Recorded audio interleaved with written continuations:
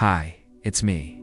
Recently, ROV footage from NOAA confirmed the discovery of a submerged forest that was used by ancient coastal people. Before we get into this, please hit that like button for more videos about underwater discoveries.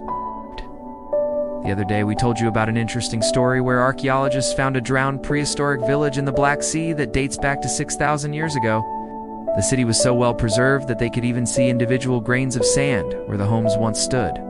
And now we have another amazing story coming out of the ocean that will send shivers down your spine. A remotely operated vehicle, or ROV, equipped with a high-definition camera, was sent out to document the rarely seen habitat of deep-water coral reefs off the coast of North Carolina as Cape Lookout National Seashore. What the team found was unbelievable. They found the perfectly preserved remains of an old forest that was likely used by some of America's first inhabitants. It is believed that the trees fell into the sea around 18,000 years ago, when sea levels were much lower. At the time, what is now submerged was dry land that people could walk on. When the glaciers melted at the end of the Ice Age, the water levels rose and drowned this part of North Carolina. Archaeologists believe that the indigenous people of the area used these trees for shelter and other unknown purposes. Unfortunately, there are no human remains to be found here, so we do not know exactly how long they stayed in this submerged forest. But we do know that they left behind a rich history of artifacts that have been discovered on land. Between 1998 and 2013, archaeologists working with the UNC Wilmington Center for Marine Archaeology and Conservation uncovered 15 sites along the Cape Fear River that provided irrefutable proof that ancient people lived along its banks. At one of these locations, they found a stone tool that had been manufactured by these early Americans between 12,000 and 8,000 years ago. This makes the people who crafted this tool the oldest known inhabitants of this region. Other tools made from animal bones were also found nearby, indicating that these ancient people hunted animals such as deer, turtles, fish, and birds. We don't know much about these people because there isn't much left to find. Most of their villages were most likely destroyed during Hurricane Floyd in 1999, which devastated North Carolina. The storm caused over $4 billion in damages and claimed dozens of lives. So it's understandable that any human remains or structures would have been washed away. All that was left behind were thousands of animal bones and stone tools. Because we haven't found much evidence of these ancient people, researchers don't even know what to call them or what language they spoke. Based on the artifacts found, we do know that they were hunters and gatherers who lived in small bands. They probably traveled around the coastal areas looking for food and shelter. Some researchers think that they may have been related to the Paleo-Indians who lived further inland, but this has yet to be proven.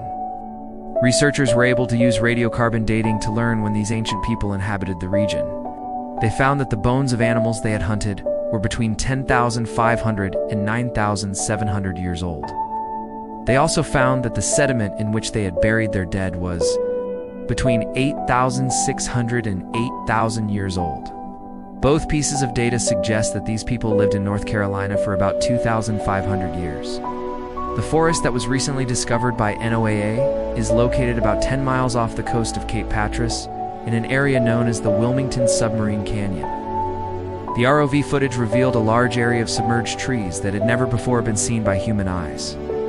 According to a statement released by NOAA, the forest is approximately 10,500 years old. The agency said that the discovery confirms archaeological findings made on land that revealed the submerged forest was once a vital resource for America's first inhabitants.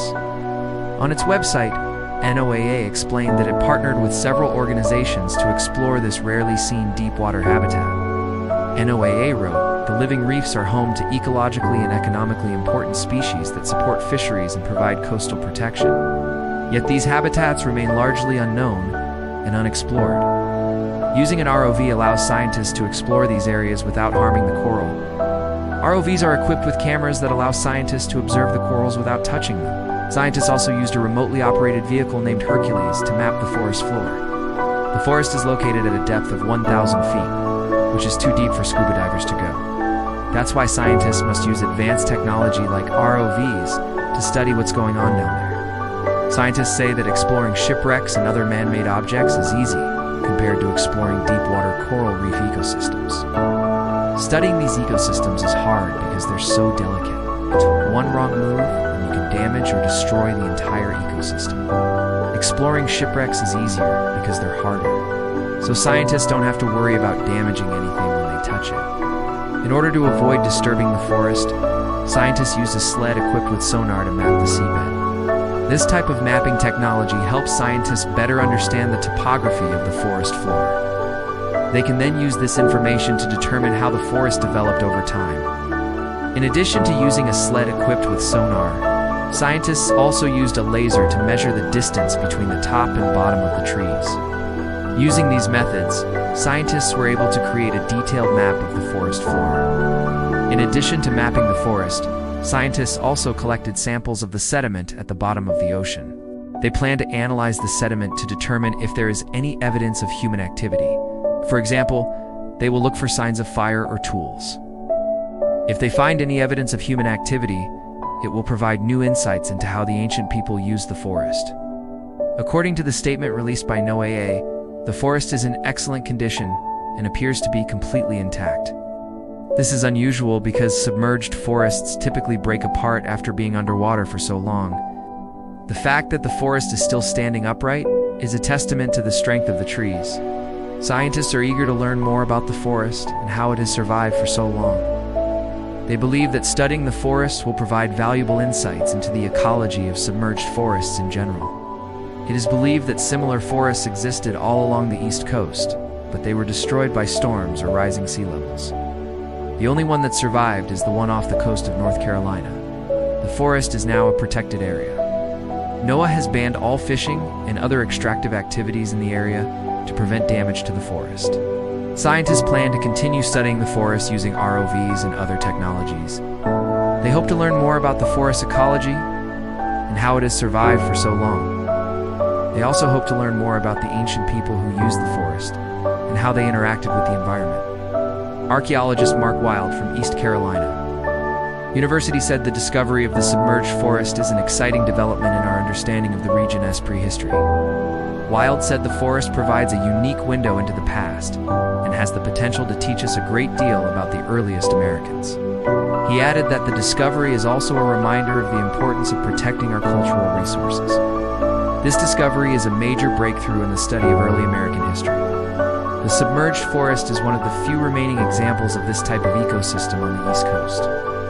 It is also one of the best preserved examples of an ancient coastal forest in the world. Scientists are hopeful that the forest will provide valuable insights into the earliest Americans and how they adapted to the changing environment. They believe that the forest will also help us better understand the impact of climate change on coastal communities. Rising sea levels are threatening to engulf the forest, just as they did to the ancient people who lived there. By studying the forest, scientists hope to learn how to protect coastal communities from the effects of rising sea levels. So there you have it. The discovery of the submerged forest off the coast of North Carolina is an exciting development in the study of early American history.